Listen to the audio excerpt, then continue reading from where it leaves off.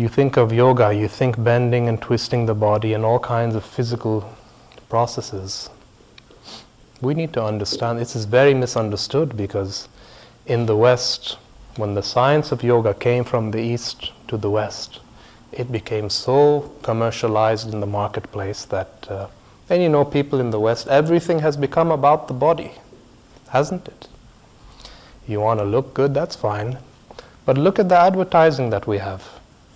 Everything has been created, it seems, if you look at the advertising, everything has been created in such a way to give you this illusion that you're insufficient as you are. And just to create that sense of insecurity, that makes business in the marketplace.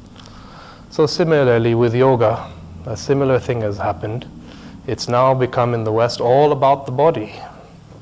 That's fine. The physical health is important, but it can't be everything. Physical health, that is good. But you have physical health, yet you're still suffering at the level of the mind. Now, physical health is not enough. Now, what does the only thing your body understand? Your body understands basically only two things: survival and reproduction. That's the whole programming of the body.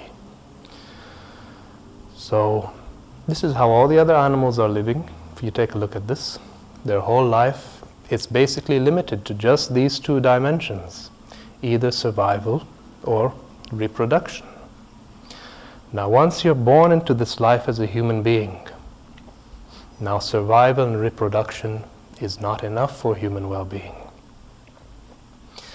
So this is a bit of the dilemma that every human being carries. One part of you wants stability, security, to be well protected in life. Yet another part of you, for some reason, you feel you want to expand beyond these limitations. You see, maybe some of you might see this process happening in your life.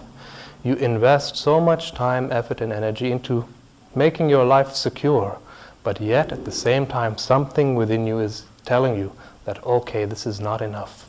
This is why you're constantly searching and desiring and seeking something else other than what already exists in your life.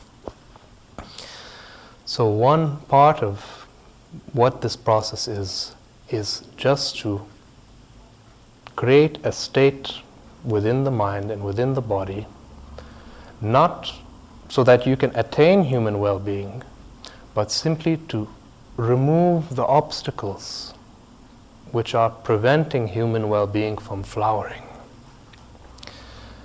Isn't this true? Is health or is growth a technique?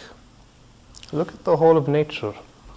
Like, let's say, the grass fields that you see here in the city. Do you think anybody has planted the seeds for the grass? The season simply came, the climate was right, the environment was right, the grass simply started growing by itself. Nobody has planted the seeds. So in Zen there's a statement.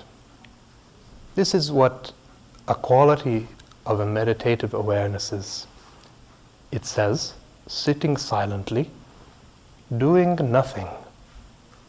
The spring comes, and the grass grows by itself. So, every human being is born with a seed of possibility to reach his ultimate freedom.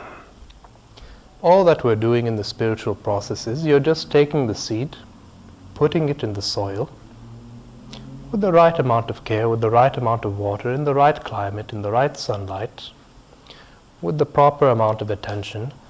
To that extent, you can make an effort, but beyond that, it's not in your hands, right? The flowers simply start blooming by themselves. But if you just take the seed and you break it up and you say, okay, how can I pull the flower out of the seed? Of course, that's not going to work. So that's how it is. When the inner environment is prepared, when the inner atmosphere is prepared, human well-being flowers by itself. You don't have to do anything. It's not a technique.